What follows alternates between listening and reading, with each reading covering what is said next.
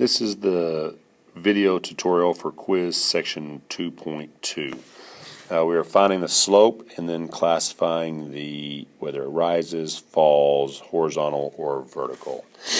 Alright, so the first one we're going to use is number 1 here. So we're going to write the formula for the slope is y2 minus y1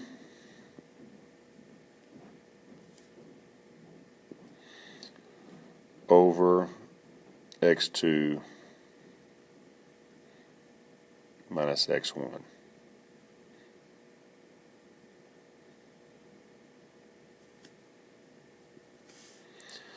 Alright, now so there's the formula we're going to use. So now we're going to go through here in y2, y1, x2, x1. So my y2, if I label these, that would be x1, y1, x2, y2.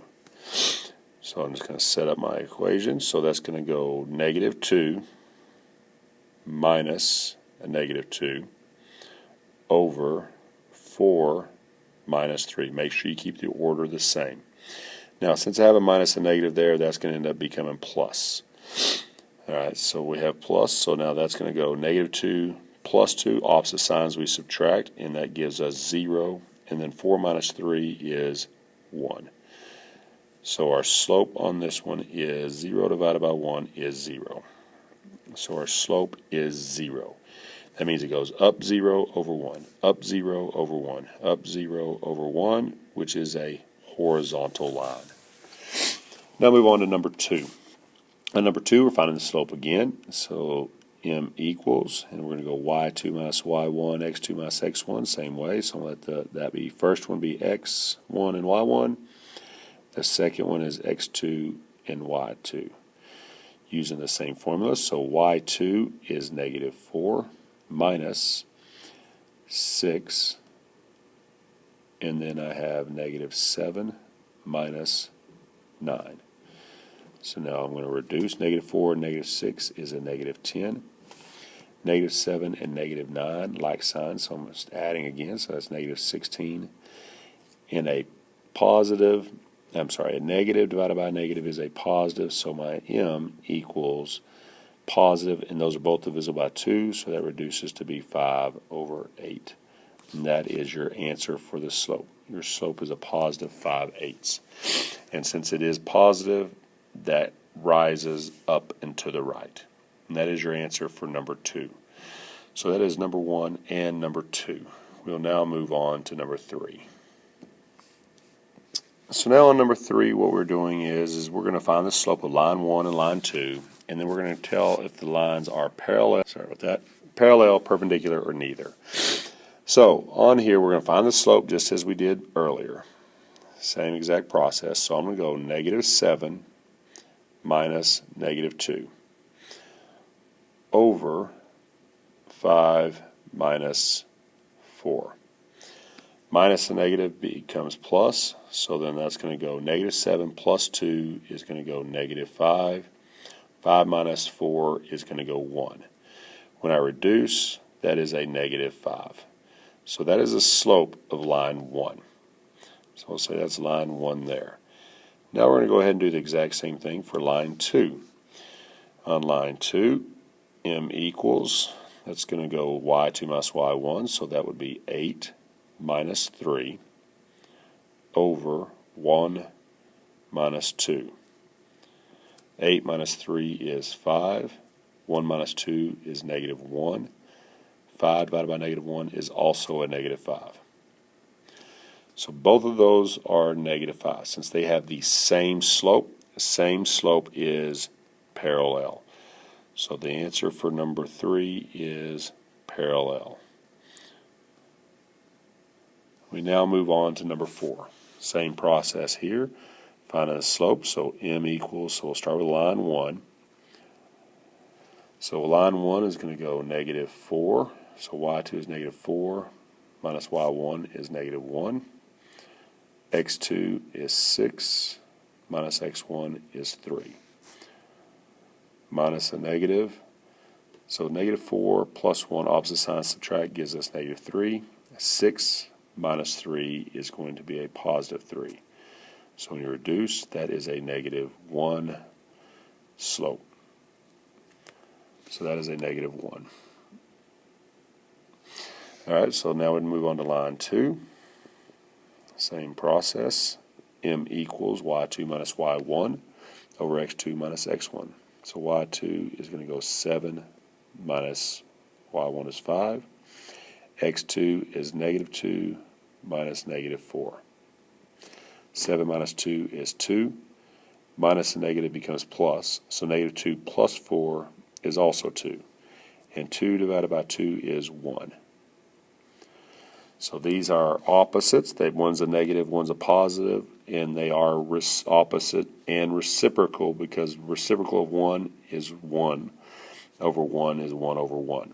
So since these are opposite reciprocals, they are perpendicular. So your answer for number 4 is perpendicular.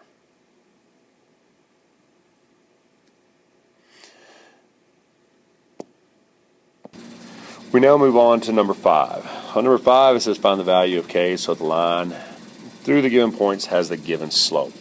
So now they've given us some information, and we have to determine the missing information. So we're still using the same formula. All right, so I know it's going to be y minus y, and I'm going to change this 0.25. I know that 0.25 is the same thing as a negative 1/4. So I'm going to go ahead and change it to negative 1/4. We know our formula is y2 minus y1 over x2 minus x1. So now I'm going to plug in everything I know. I know my slope, which I converted to a negative 1/4, so I'm going to replace my m with negative 1/4. Equals, my y2 is going to be 2, so let's go ahead and label them up here. This is x1, y1, x2, and y2. So my y2 is going to be 2 minus my y1 was k. My x2 is 2k minus my x1 is negative 2. So that becomes a plus 2. So now what we have is we have a fraction equals a fraction. So in order to solve this, when you have fraction equals a fraction, that is a proportion. So I'm going to cross multiply. I'm going to cross multiply from here to here and from here to here, and just set them equal to each other. So I'm going to go negative 1 times 2k is negative 2k. Negative 1 times 2 is negative 2. 4 times 2 is 8. 4 times negative k is negative 4k. So now what we have is set down to just a equation with variables on both sides that we can solve. So I'm going to go ahead and I'm going to say plus 4k to both sides. The 4k and the negative 4k cancel. Negative 2k and positive 4k is 2k.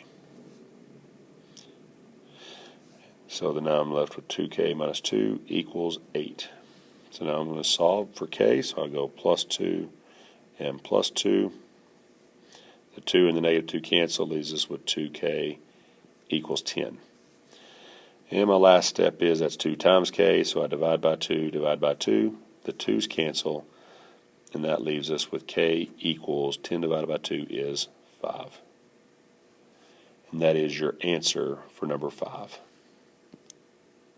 We now move on to number 6. On number 6, it says 1983.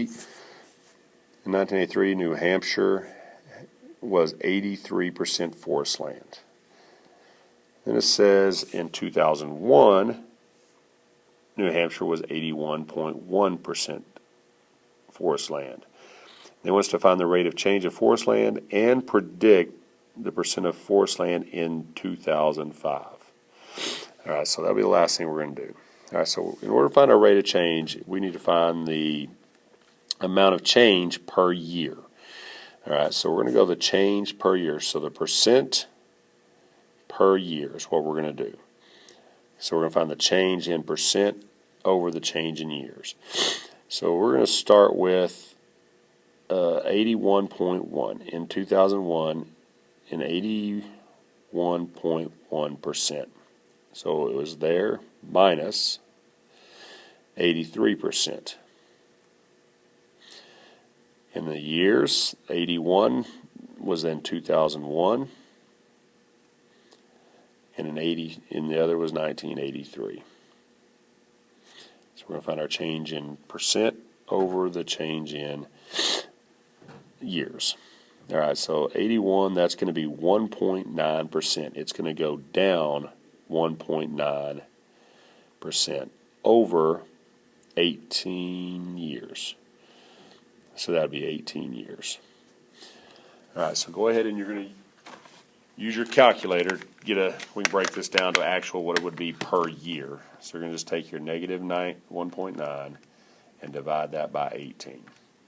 So that's going to break down to be approximately 1.06. So that's going to be negative sorry, if I can get this here, 0.106. That would be per year. That's going to be the change per year. 0.106 per year. All right, so now what we want is we want to know what it'll be in 2005. So in 2001 to 2005, so that's going to be 4 years. So it's going to be 4 years times the change, which is negative 0.106. That's going to give us the change over 4 years, and then we're going to add that, since it's a negative, to what the actual percent of forest land was at that time. So once again, just use your calculator, and you're going to go 4 times negative 0.106, which is going to give you approximately negative 4.22. So negative 0.422 plus 81.1. So now I add that to 81.1. And that gives us 80.68 approximately. So that'd be 80.68% forest land. And that would be the forest land in 2005. And that is your answer for number 6. That concludes the video tutorial for quiz section 2.2.